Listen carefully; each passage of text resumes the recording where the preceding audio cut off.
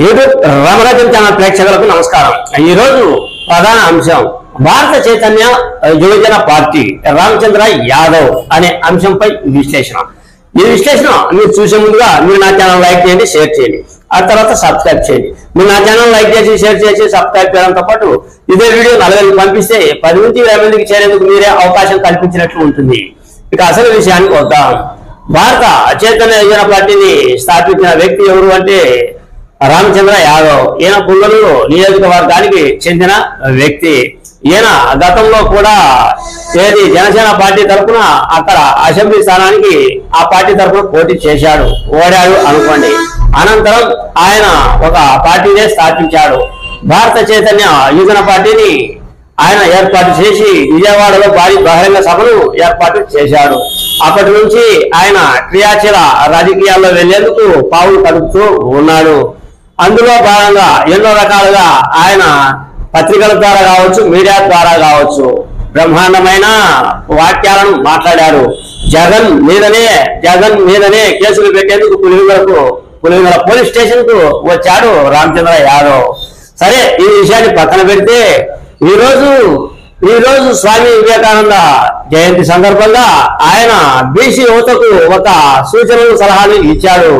BC యువత ఎదగాలి అంటే, బీసీ యువత ముందుకు నడచాలి అంటే మా పార్టీలో చేరండి అని యువతకు ప్రాధాన్యత ఇస్తున్నాను అని, యువతనే మార్చేది సమాజాన్ని, అన్ని రాజకీయ పార్టీలు వేరు, ప్రస్తుతం ఉన్న రాజకీయ పార్టీ వేరు అని ఆయన సందేశాన్ని ఇస్తూ ఉన్నాడు.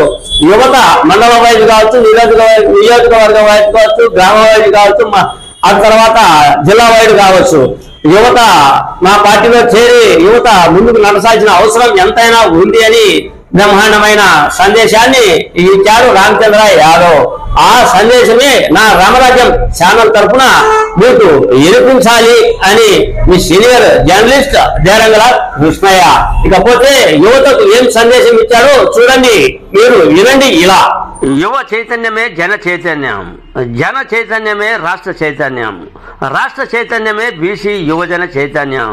స్వామి వివేకానంద 162 జయంతి సందర్భంగా భారత చైతన్య యువజన పార్టీ బీసీవై యువదళ విభాగం తరపున రామచంద్ర యాదవ్ ఒక యువతకు పిలుపుని ఇచ్చాడు.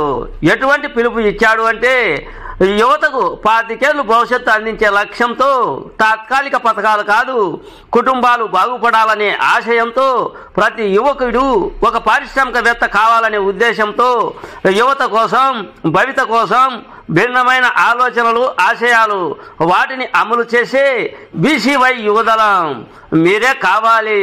సలసలమండే రక్తంతో, భుగభుగ పొంగే ఆవేశంతో, ఇనుప కండరాలు, ఉక్కు నరాలతో అన్యాయాన్ని ఎదిరించి అరాచకాన్ని కాల కింద తొక్కి పోరాటం సాగిద్దాం రండి.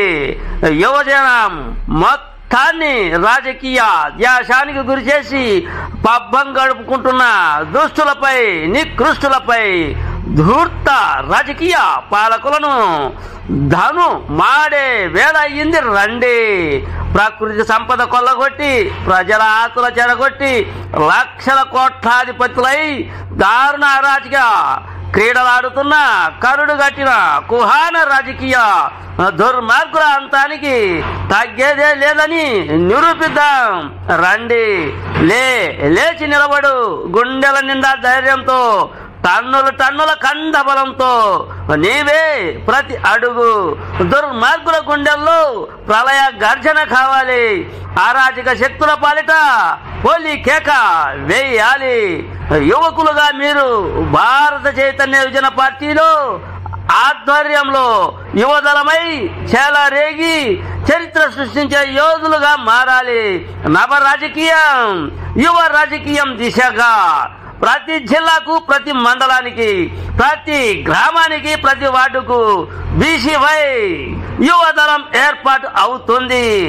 బీసీవై యువ చైతన్య శంఖారావం, పేను మార్పుల సంకేతం రండి.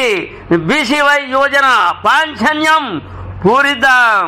ఆంధ్రప్రదేశ్ నిర్మాణంలో యువ చైతన్యం నిరూపిద్దాం.